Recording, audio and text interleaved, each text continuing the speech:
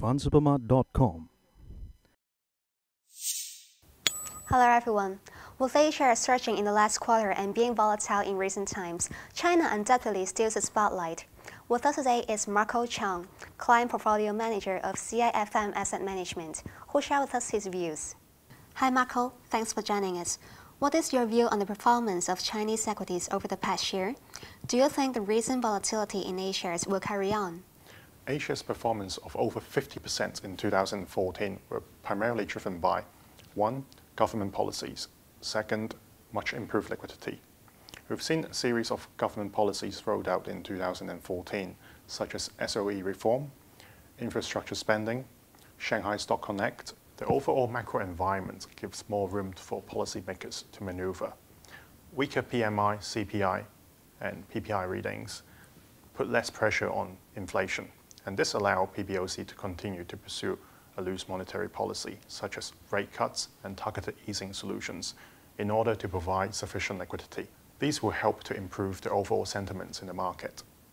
Going into 2015, what is your general outlook on A-shares and H-shares? What will be the catalyst? A-shares markets will continue to benefit from the macro environment, especially with PBOC continue to drive down the cost of fundings. Moreover, we're seeing more domestic and foreign investors increasing their asset allocations in the A-shares, and this will help to support the uptrend. We need to maintain a more balanced approach when it comes to A-shares.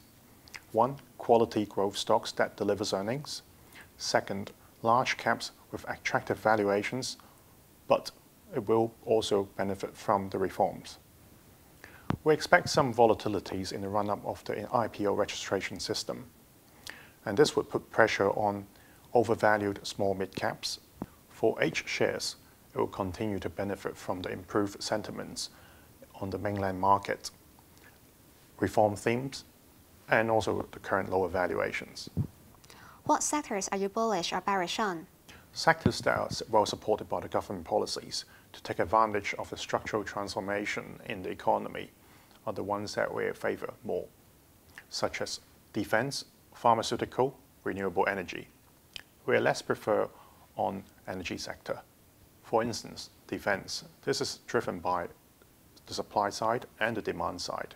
The government have strived to enhance the efficiency of the industry. And there's also the geopolitics in play. We've seen disputes in the Chinese territorial waters and Chinese borders, and this would help to sustain the growth. Recent samples of the sale of Chinese naval vessels to both Bangladesh and Nigerian government, these have demonstrated how far and competitive the industries have advanced. Pharmaceutical is another sector that we see good growth. With the urbanization and aging populations, this would drive demand for medical services, medicine inclusives. Renewable energy. We've seen Chinese government stepping up its investments in solar, nuclear, and wind power. This is to counter the severe pollution caused by too many cars on the road and industrial activities.